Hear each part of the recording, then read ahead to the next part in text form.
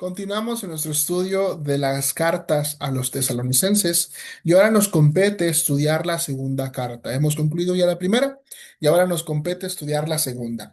En esta segunda carta es un poco más breve, son 3 capítulos nada más y es una de las más cortas del Nuevo Testamento, pero es una carta que contiene un capítulo muy importante que es el capítulo 2, versículos 1 al 2. Es ahí donde estaremos estudiando el día de hoy. El tema que nos compete o el título que tiene este estudio es La no tan pronta venida de Cristo. ¿Por qué? En la primera carta, Pablo estableció que el regreso de Cristo era algo inminente y era algo que ya estaba sucediendo. No obstante, en esta carta les recuerda a los tesalonicenses que todavía no ha sucedido y que aún falta tiempo para que suceda, porque faltan algunas cosas, ¿no? Pablo entonces no está cambiando de pensamiento, está manteniendo la misma línea. Lo que sucede entonces fue que la iglesia de Tesalónica posiblemente malinterpretó las enseñanzas de Pablo y pues eso llevó a otros errores. Entonces Pablo ahora tiene que corregir esta, esta, mm, esta, esta enseñanza. Entonces Pablo, hermanos, estará hablando, ahí está, estará hablando de algo que conocemos como el ya, pero todavía no. Esta expresión es una expresión que se usa mucho en el ámbito académico, en el ámbito teológico, cuando encontramos en un versículo que algo ya va a suceder, pero en otro versículo parece que dice todavía no va a suceder. Y esto tiene que ver con la segunda venida. Por ejemplo, lo podemos ver con la salvación. La salvación es algo que ya tenemos, pero todavía no somos completamente salvos. Es decir, aún nos falta la salvación eterna o la salvación que nos aguarda, que nos está guardada en gloria cuando Cristo venga precisamente. Aquí en el término de la segunda venida, Cristo ya está viniendo, pero todavía no viene o todavía no ha llegado. Ese es el punto crucial, ¿no? Entonces ya está por suceder el regreso de Cristo, pero pues algún faltan cosas por pasar, ¿no?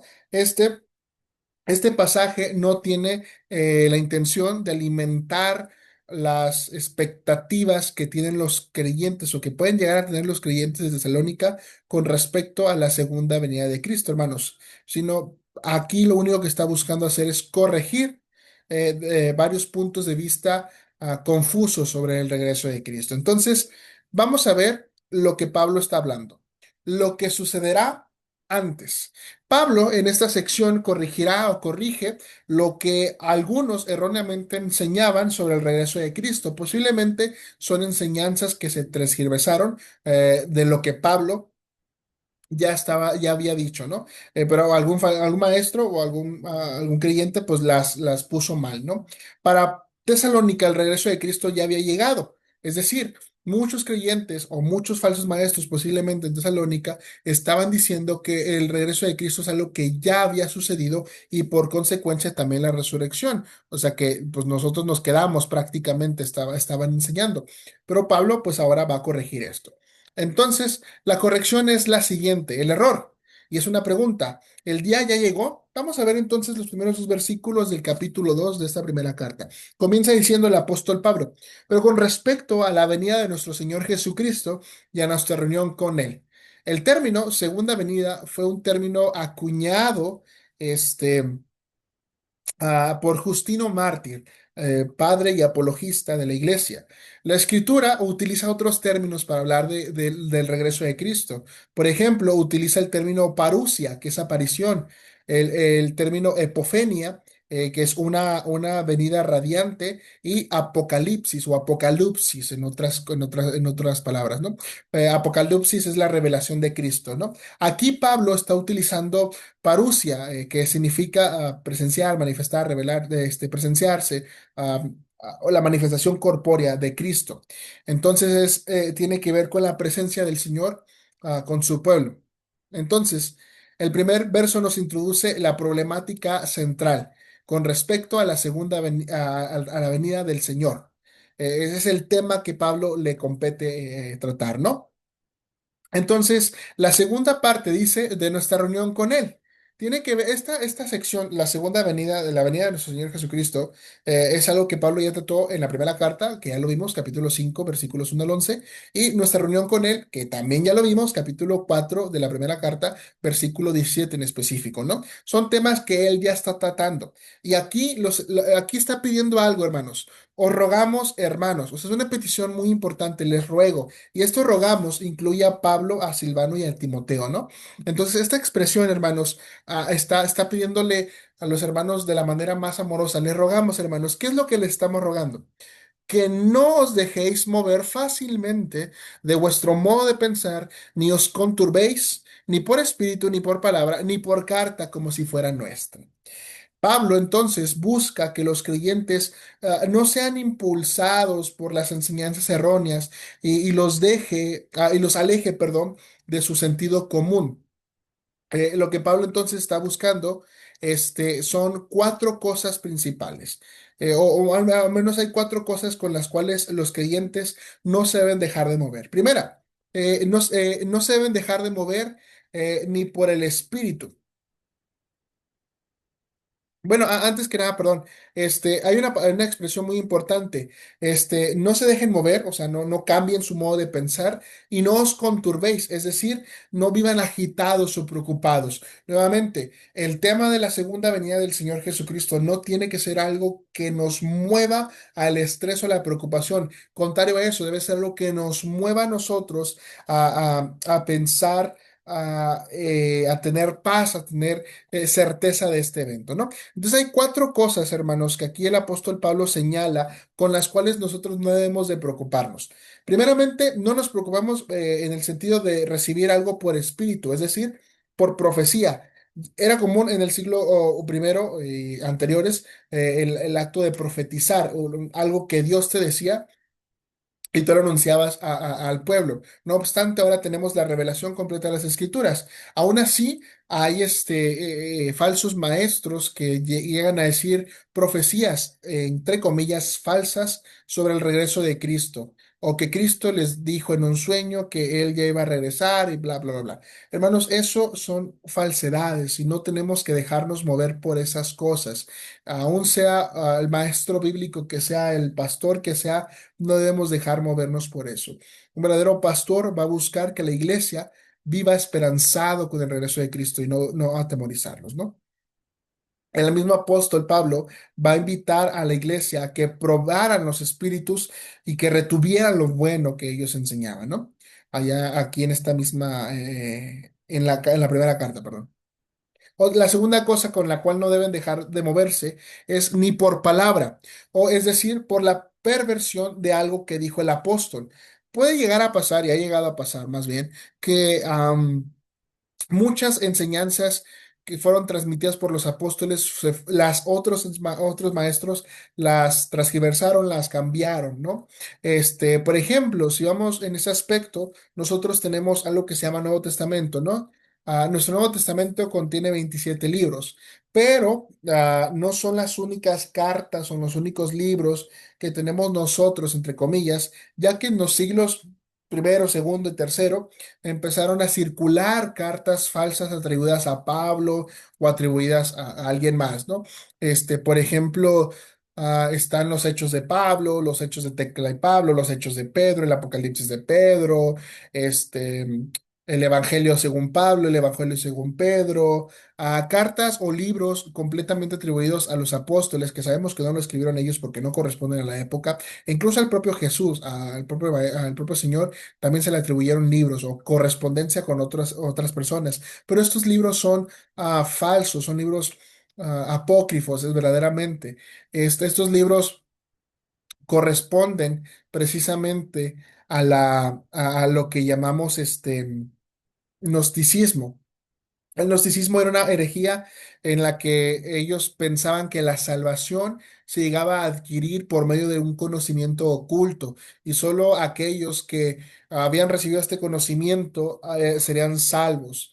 Pero el Evangelio no pone énfasis en esto. Entonces, respecto a esto de palabras que sean atribuidas a los apóstoles, pues tampoco tenemos que hacerlo. Lo mismo va a decir con las cartas, ni por carta, es decir, por una carta falsa atribuida a Pablo, a Silvano o a Timoteo, incluyendo a otros apóstoles.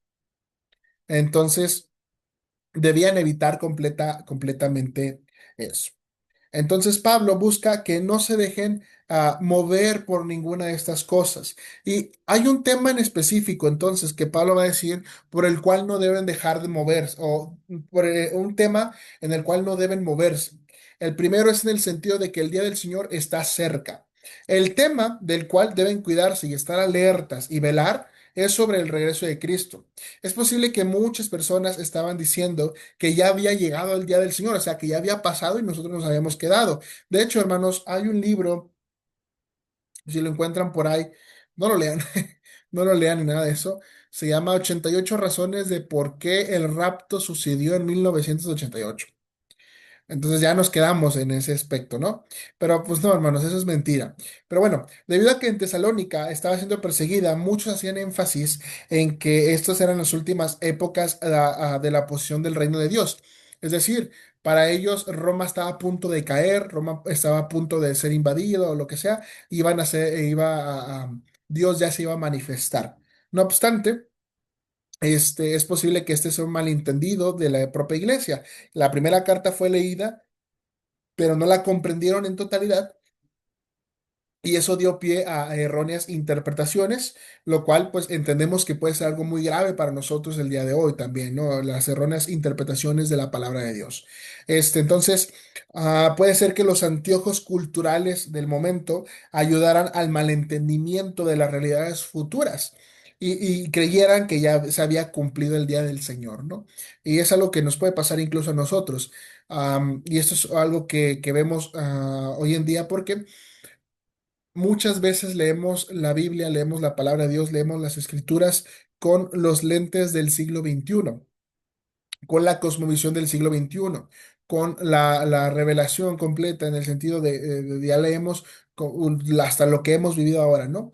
Y olvidamos que la Biblia está en un contexto específico, en un contexto histórico, que tiene un contexto teológico también, que tiene un énfasis en una época, ¿no? O está en un determinado momento histórico, el cual está un poquito lejano de nosotros y por lo tanto debemos hacer el esfuerzo de tratar de ponernos los lentes de la época y no leer la Biblia con los lentes de esta época. Entonces, el apóstol Pablo está diciendo el tema principal por el cual no deben dejar de moverse o no deben permitir moverse es respecto al día del Señor, que tiene que ver entonces con el regreso de Cristo.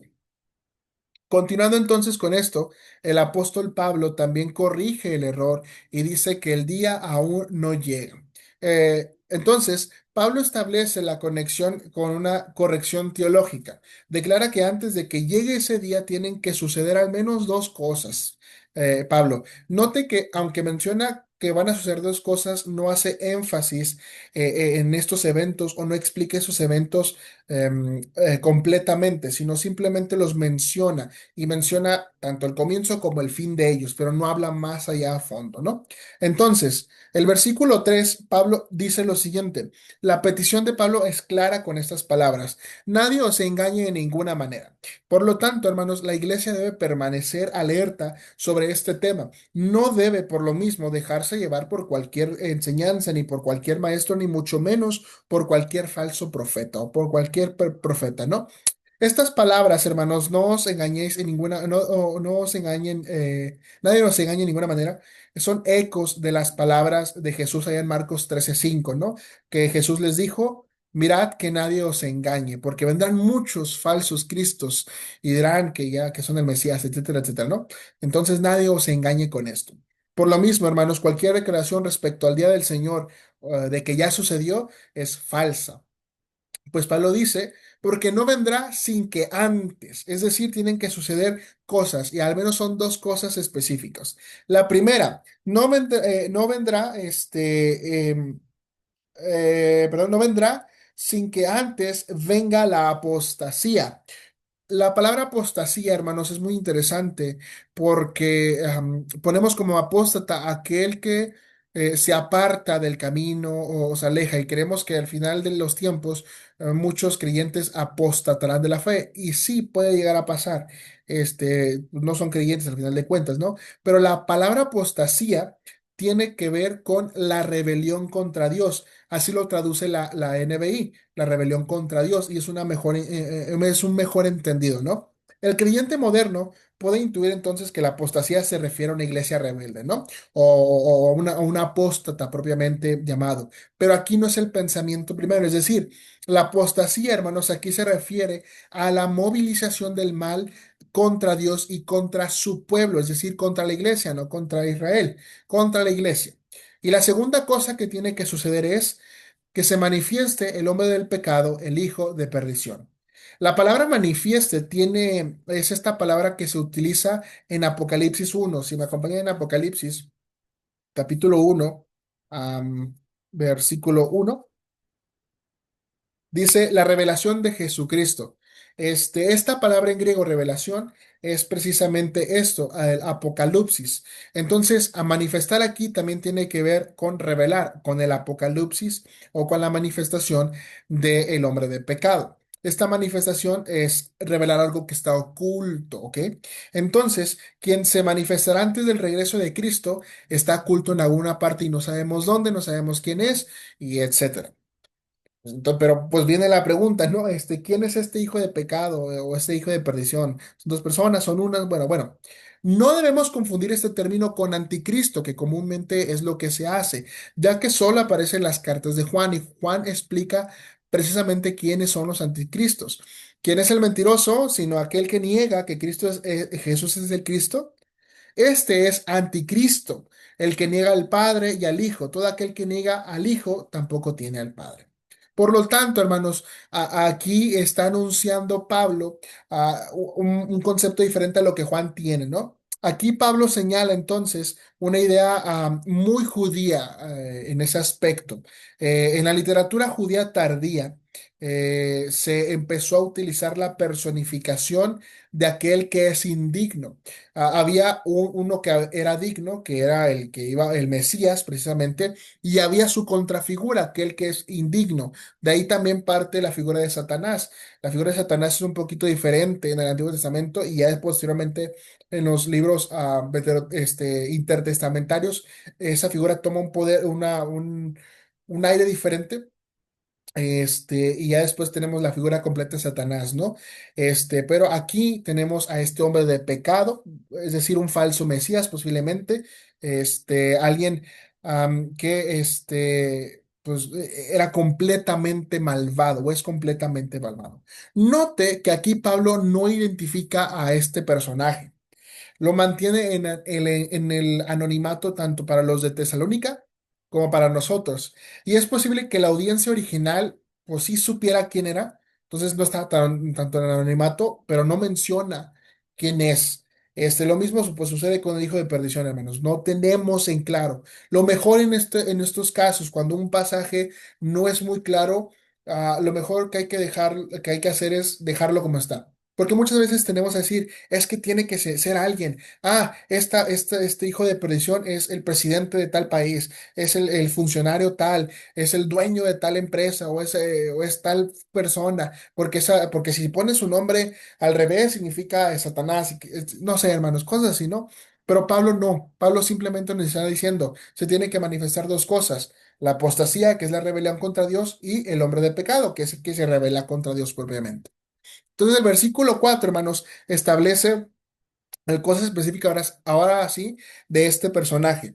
Dice, el cual se opone y se levanta contra todo lo que se llama Dios o es objeto de culto, tanto que se sienta en el templo de Dios como Dios, haciéndose pasar por Dios. Un hombre que se opone a Dios y se cree Dios. Entonces, hermanos, se señala que se opone y se levanta contra Dios, es decir, es un apóstata en ese término. Entonces, Pablo no añade descripciones físicas sobre él, solo descripciones de lo que hará. Posiblemente aquí esté Pablo citando o teniendo referencia a Daniel 11 36 y 37. Si quiere, lo leemos. Isaías, Jeremías, Ezequiel y Daniel. En Daniel 11, 36 y 37, que dice: Y el rey hará su voluntad y se ensorbecerá y se engrandecerá sobre todo Dios. Y contra el Dios de los dioses hablará maravillas y prosperará hasta que sea consumada la ira, porque lo determinado se cumplirá. Del Dios de sus padres no hará caso, ni del amor de las mujeres, ni respetará a Dios alguno, porque sobre todo se engrandecerá. Posiblemente que Pablo tenga esta misma idea, ¿no? Pero bueno. Este hombre de pecado se pone como objeto de culto, por lo que está buscando sentirse Dios.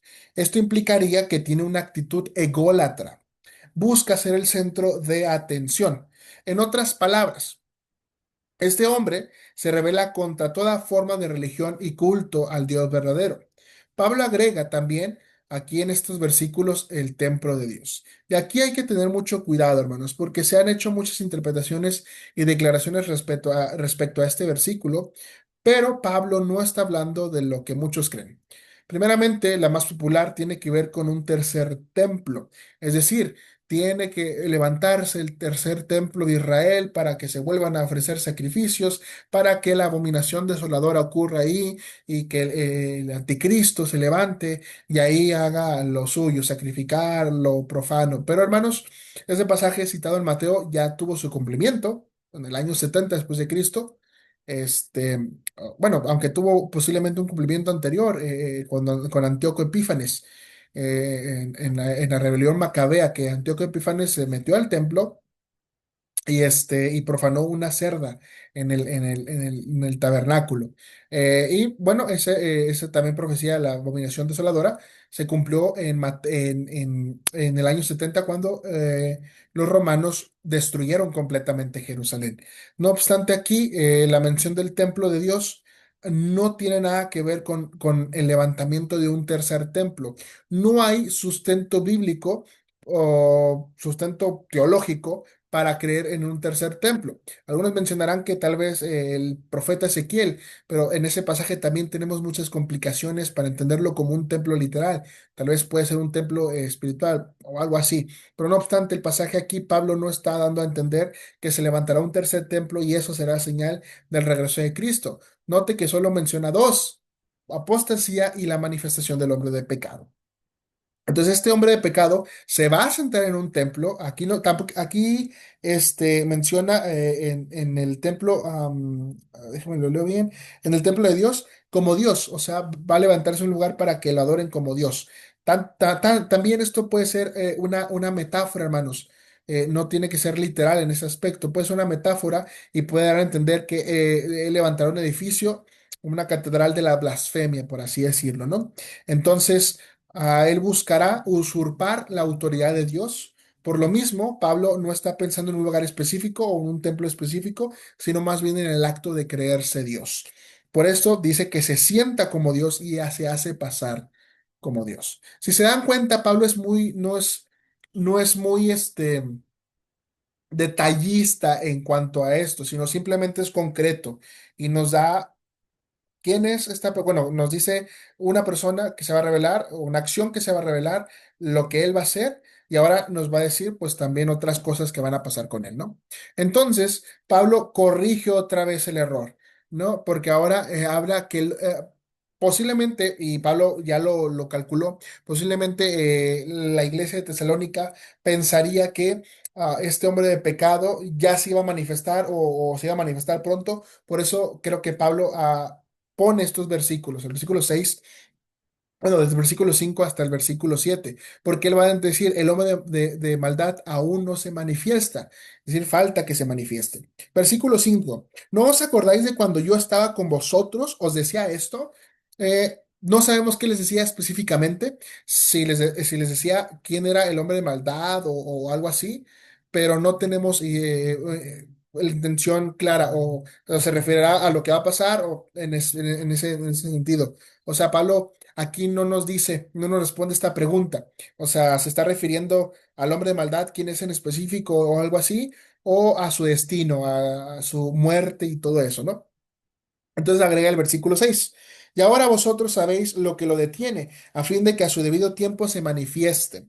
El apóstol reitera la enseñanza sobre un hombre de pecado. Asimismo, los de Tesalónica, pues es posible que conocieran bien a esta persona. Por eso Pablo dice, no os acordáis de que cuando yo estaba con vosotros, pues les decía de esto, pero pues no tenemos más en claro de eso, ¿no?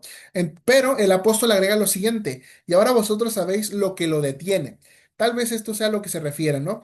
Literalmente lo que lo frena o lo que le impide. Hay algo que impide que este hombre se manifieste. Hay un poder o una fuerza que mantiene a este hombre oculto y era conocido posiblemente por la iglesia de Tesalónica, más nosotros no sabemos qué es. Aquí podemos ver, hermanos, también que Dios está en actividad, pero en oculto, o sea, Dios está haciendo algo que nosotros no vemos, lo cual en su momento será manifestado.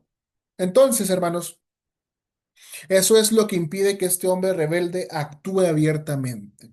Por esto mismo agrega, a fin de que a su debido tiempo se manifieste. Es decir, para la época de Pablo, este hombre permaneció oculto y en el futuro, o sea, antes del fin, pues se manifestará. Esto nos obliga a no pensar que este hombre de maldad es una personificación o algo similar, o es más bien es una persona desconocida para nosotros que a su tiempo, al igual que Cristo, pues será manifestado. Entonces, no podemos decir más de lo que el apóstol Pablo nos está diciendo. Hay un hombre oculto, hay una fuerza que lo detiene, pero pues no sabemos quién es. Versículo 7. Porque ya está en acción el misterio de la iniquidad. Solo hay quien al presente lo detiene al presente lo detiene, perdón, hasta que él a su vez se ha quitado de en medio. Su influencia, hermanos, ya está activa, pero pues nuevamente Pablo reitera, alguien lo detiene.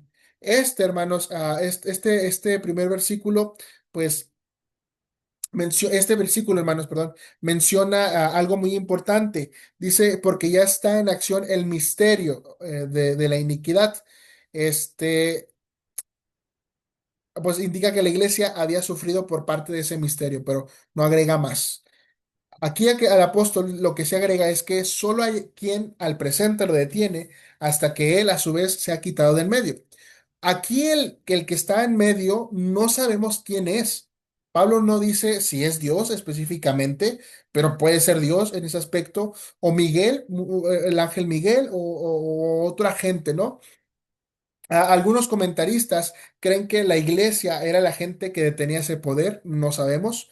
No obstante, lo mejor es entender este texto como un misterio difícil de explicar y entender para nosotros. Los de la Tesalónica lo entendían muy bien en el sentido de las palabras de Pablo, pero el lector moderno no puede comprender. Es decir, este misterio pues está ya activo, pero pues no sabemos quién o qué es o cómo lo detiene, ¿no? Posiblemente también sea algo a lo que Juan se va a referir con Satanás atado. No tenemos esta interpretación aquí en este texto. Lo mejor es entender esto. El hombre de maldad aún no se ha manifestado y hay algo que lo detiene. Pero hermanos, bueno, Pablo nos agrega que el hombre de maldad será tendrá un fin. Ahora establece que será destruido y será destruido por mismo Dios, no por otra persona. Entonces, el enemigo será derrotado. Se dan cuenta, esto tiene mucha armonía con lo que Juan va a mencionar en Apocalipsis, porque en Apocalipsis hay un enemigo que se levanta, que se manifiesta, que se revela contra Dios, e incluso que se hace pasar por Dios, que hace pasar milagros, etcétera, etcétera. Pero hay algo que lo detiene en ese aspecto, no avanza en su misión de ponerse contra Dios. Y pues al final será destruido. Eso es lo que concuerda aquí con Pablo, ¿no? Entonces, versículo 8. Y entonces se manifestará aquel inicuo, a quien el Señor matará con el espíritu de su boca y destruirá con el resplandor de su venida. Aquí hay ecos de Isaías y de Daniel. Si lo quieres revisar ahí en Isaías 11 y en Daniel 9 y en Daniel 11 hasta capítulo 12. Aquí vemos que el Señor mismo matará con el espíritu de su boca. Aquí no está hablando de la tercera persona de la Trinidad, sino está hablando del soplo, el aliento de la boca del Señor. Aquí es muy importante porque es así como únicamente el aliento del Cristo glorificado matará al inicuo como lo hace un horno que arde violentamente. Asimismo, este pasaje también refleja la victoria fácil e irresistible del poder de Cristo sobre la maldad. Eso es lo que está aquí declarando Pablo. Este hombre será destruido a por el aliento, por el espíritu de la boca del Padre y el resplandor de su venida, el resplandor glorioso de su venida. Así el versículo 9 también declara algo que pues vamos a ver posteriormente en Apocalipsis también mencionado, principalmente en el versículo 13, en el capítulo 13. Pues este hombre de pecado no es Satanás, eso sí, sino un agente de Satanás. Por eso dice, inicuo cuyo advenimiento es por obra de Satanás, con gran poder y señales y prodigios mentirosos. Si usted lee detenidamente el Apocalipsis, verá que se manifiesta Satanás, se manifiesta un agente de él, un falso profeta y una bestia. Esta bestia es como una antitrinidad. Satanás quiere hacerse pasar por Dios y engañar a la humanidad. Va a engañar a algunos, eso sí, pero no va a engañar a los creyentes, ¿no? Entonces, tanto Juan como Pablo hablan de los paralelismos con la venida del Señor, pues es Satanás quien busca imitar a Cristo y hacerse pasar por él. De alguna manera, Satanás está haciendo su antivenida, si lo vemos así, imitando el regreso de Cristo con un servidor de él. Asimismo, él va a poder hacer va a tener gran poder, perdón, y señales y prodigios, ojo, mentirosos. Son elementos que veremos, que vemos comúnmente manifestados por Dios, ¿no? Pero aquí Satanás lo usa como una falsificación. Todo lo que Satanás hará siempre será una parodia y falsa y pura ilusión. No es verdadero. Pero hermanos, entonces Pablo cierra esta sección diciendo lo siguiente en el versículo 10: y con todo engaño de iniquidad para los que se pierden por cuanto no recibieron el amor de la verdad para ser salvos. Este es un pasaje poderoso para que nosotros entendamos la aplicación de lo que está diciendo aquí. El engaño de Satanás será creído únicamente por aquellos que no han creído en la palabra de Dios, lo cual a nosotros nos tiene entonces en seguridad, porque ya dijo en el capítulo 5 que somos hijos de luz, que hemos creído a la luz y que estamos en la luz, por lo tanto la oscuridad no nos gana. Aquí es la misma idea. El engaño será creído únicamente por los que están en la oscuridad. Estos hombres entonces creerán todas estas falsas señales y falsos prodigios y le adorarán como Dios. Serán engañados porque ellos han decidido creer en esto. Pues a pesar de haber recibido la opción de ser salvos, estos escogieron rebelarse y rechazar la verdad. Pudiendo entonces creer en la verdad, se apartaron de ella y escogieron la mentira, tal como va a decir Pablo en Romanos o como dice Juan. Entonces, Pablo corrige esta verdad y les dice que el fin del hombre del pecado será su destrucción, o será su aniquilación en ese sentido. Y por ende, todo aquel que sigue a ese hombre de pecado, a que cree en esas mentiras, pues también será igual, tendrá el mismo fin. Pero, ¿qué pasa con los creyentes? La verdad, el destino de los engañados. Perdón, con los no creyentes. ¿Qué va a ser su conclusión? Pero con ellos. Por eso Dios les envía un poder engañoso para que crean la mentira. Pablo concluye esta corrección de enseñanza declarando el destino de ellos, ¿no? Pablo declara entonces las consecuencias de las elecciones personales. Este versículo, el versículo 11, va en armonía con lo mismo que Pablo dijo en Romanos 1, 24, 26 y 28, por si gusta leerlo. Pues Dios entregó a los hombres a la condenación, pues así escogieron ellos. Así Dios castiga ante la negativa del hombre y ahora los entrega a Satanás. Y aquí es muy importante entender esto, hermanos. Dios no manda a nadie al infierno, es lo que Pablo está diciendo. Es el hombre mismo que se mandó al infierno y Dios pues lo entregó a donde él quería. Dios respetó su voluntad. Pero cierra entonces Pablo con lo siguiente. a fin de que seamos condenados, de que sean condenados todos los que no creyeron a la verdad, sino que se complacieron en la injusticia. Este verso entonces declara lo que Dios hizo con ellos. Es una respuesta a sus acciones. Quienes siguen el engaño, quienes siguen al hombre de engaño y por consecuencia siguen a Satanás, serán condenados.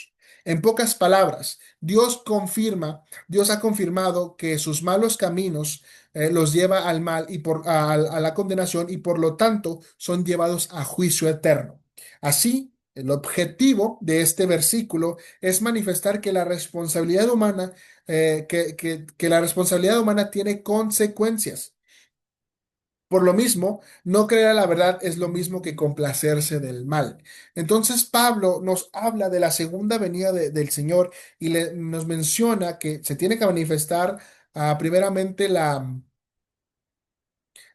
se tiene que manifestar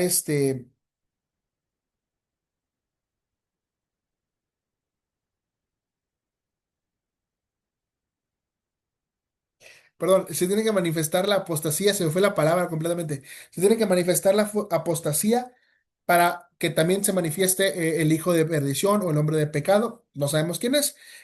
Pero cuando el Señor venga, derrotará a esta figura, derrotará a esta persona, derrotará por consecuencia a Satanás y por misma consecuencia derrotará a los que siguen a Satanás. Dios no los condenó, los condenaron ellos mismos. Entonces, esta es la enseñanza de este capítulo. Pero, ¿qué podemos entonces concluir? Pablo nos está entonces haciendo o motivando a preguntarnos, ¿estamos seguros? Es decir, ¿estamos convencidos de que somos los que están salvos, los que son salvos? Porque muchas veces podemos caer en el error de creer que porque ya estoy en la iglesia, de porque participo, pues ya soy salvo. Pero Pablo nos lleva entonces a pensar si estamos creyendo una mentira o si estamos en una falsa esperanza o seguridad. Estos versos complejos y difíciles, lo mejor pues es hacer, no es, lo que mejor que podemos hacer es, no espe- es especular, es entender la idea general. Y son dos ideas básicas. Concéntrate en Cristo y confía en Cristo. Debemos entender entonces que Pablo no busca que especulemos, más bien busca que nos concentremos en el regreso de nuestro Señor Jesús. También nos invita a no especular sobre quién es el hombre de pecado porque no da más pistas. Es la única vez que lo va a mencionar en todas sus cartas. Entonces, no hay que perder el tiempo, ni el intelecto, ni los recursos en pensar en quién es este hombre y quién va a ser. Lo único que Pablo busca es que nosotros nos enfoquemos en prepararnos y estar completamente preparados para el regreso de Cristo. Para resumir, entonces, lo que hemos visto, podemos hacerlo en dos puntos. Concéntrate en Cristo y confía en Cristo. Pablo nos lleva entonces nos invita, perdón, a verlo a él, a Cristo y solo a él. Por lo mismo, debemos evitar a toda costa el engaño del mal. No hay mayor peligro para el humano que creer en Satanás y su mentira.